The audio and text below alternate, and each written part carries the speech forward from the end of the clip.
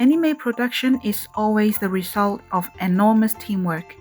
In this video, I'll walk you through the overall production flow. Like with any large-scale project, the very first step is planning. The producer, director, broadcasting station, publisher, and sponsors, etc. sit down together to discuss resources, targets, timeline, platform, and more. Once the plan is in place, the script for the animation is written. This includes scene descriptions, actions, and dialogue. At the same time, the art director, character designer, and other visual staff begin constructing the world of the story, designing characters, props, mechanical elements, color, landscapes, building, essentially everything that appears on screen. When the groundwork is set, the director or episode director starts creating the storyboard for each episode, known in Japanese as e contè.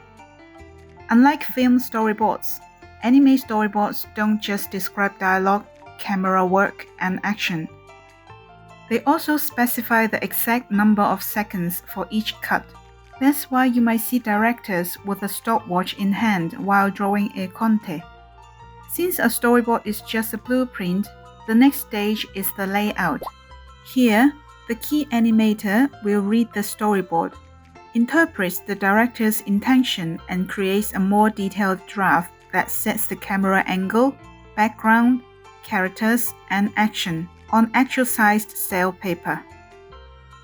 They also fill out the timesheet, which records shooting instructions and the distribution of keyframes and in-betweens.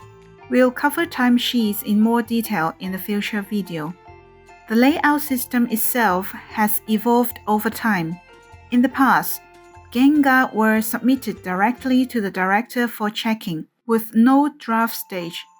If a cut was rejected, the key animator had to throw away the drawing and start over. To solve this problem, the layout system was introduced, allowing key animators to draft a complete overview of the scene first, and only proceed to keyframes after approval. Nowadays, layouts are often drawn together with rough keyframes, which is called rafugen in Japanese. And the entire package, including the timesheet, is collectively referred to as the layout. Once a layout is finished, it is checked by certain people. After corrections and feedback are returned, the cleaned-up version is produced as Genga.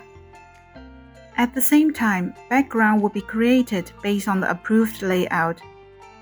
When the cleaned-up keyframes are complete and approved, the work moves to the in-between animators, who fill the gaps between keyframes to create smooth motion.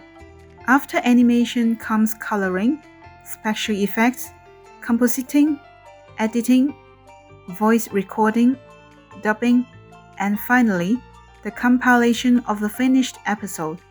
This is just the broad outline of anime production.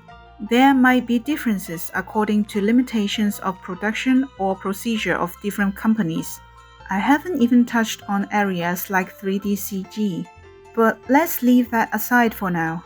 In the next video, I will introduce some of the roles in anime production. If you found this video helpful, please give it a like and subscribe to Flutterframe for more updates. I'm Kay. Thank you for watching and see you soon.